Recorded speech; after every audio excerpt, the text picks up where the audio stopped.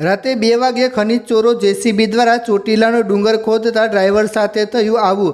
મિત્રો, ચોટીલાનું નામ પડે એટલે આપણા સૌના મસ્તક ભક્તિથી ઝૂકી જાય છે। લાખો શ્રદ્ધાળુઓની આસ્થાનું કેન્દ્ર એટલે ચોટીલાનો ડુંગર। પરંતુ શું તમે જાણો છો કે જે ડુંગરને આપણે પૂજીએ છીએ તેને જ કેટલાક લોભી તત્વો પોતાના સ્વાર્થ માટે ખોદી રહ્યા છે। જી હા મિત્રો, ચોટીલાના પવિત્ર ડુંગરનું અસ્તિત્વ આજે જોખમમાં છે। પરંતુ કહેવાય છે ને કે પાપનો ઘડો એક દિવસે ભરાઈ જાય છે। ચોટીલાના નીડર એસએમડી એચટી મકવાણાએ મધ્યરાત્રિએ જે ઓપરેશન પાર પાડ્યું તેનાથી આખા પંથકના ખનિજ માફિયાઓમાં ફફડાટ ફેલાઈ ગયો છે। આજે આપણે આ વિડીયોમાં વાત કરીશું કે કેવી રીતે એક કુખ્યાત માફિયાને તંત્રએ જાળ બિછાવીને રંગે હાથે ઝડપી પાડ્યો। છેલ્લા ઘણા સમયથી ફરિયાદ ઉઠી રહી હતી કે ચોટીલાના આસપાસના ડુંગરાળ વિસ્તારોમાં રાત્રિના અંધારામાં ગેરકાયદેસર ખનન ચાલી રહ્યું છે।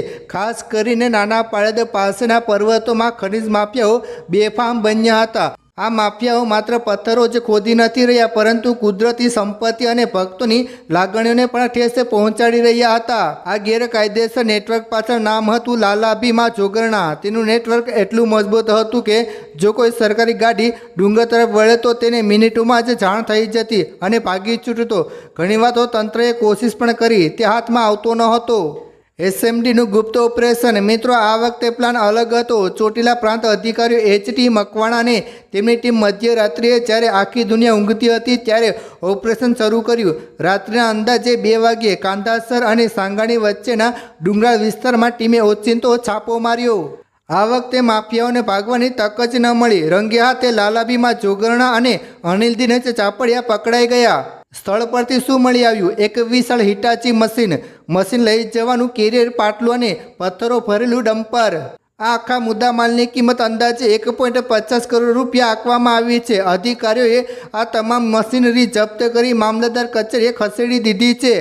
કાયદાકીય કાર્યવાહી અને આકરો દંડ। મિત્રો, આ વખતે તંત્ર નરમ પડવાના મૂડમાં નથી। આ બંને ઇસમો સામે માત્ર ખનિજ ચોરી જ નહીં પરંતુ લેન્ડ ગ્રેબિંગ એક્ટ હેઠળ પણ ગુનો નોંધવામાં આવ્યો છે।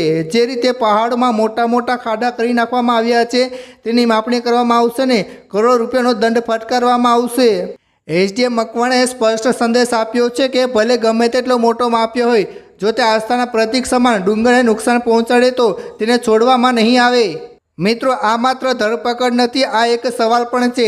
જ્યારે પણ ચૂંટણી આવે ત્યારે ઘણા લોકો ધર્મ અને સંસ્કૃતિ બચાવવાની વાતો કરે છે પરંતુ જ્યારે સત્તામાં હોય છે ત્યારે આવી પ્રવૃત્તિઓ દેખાતી નથી। જો આવા જબડાતોડ ઓપરેશન ન થાય તો આવનારી પેઢી માટે આ ડુંગરો માત્ર ફોટામાં જ રહી જશે। ધન્યવાદ એવા અધિકારીઓને જે પોતાની ફરજ માટે રાત દિવસ એક કરે છે। તમે શું માનો છો?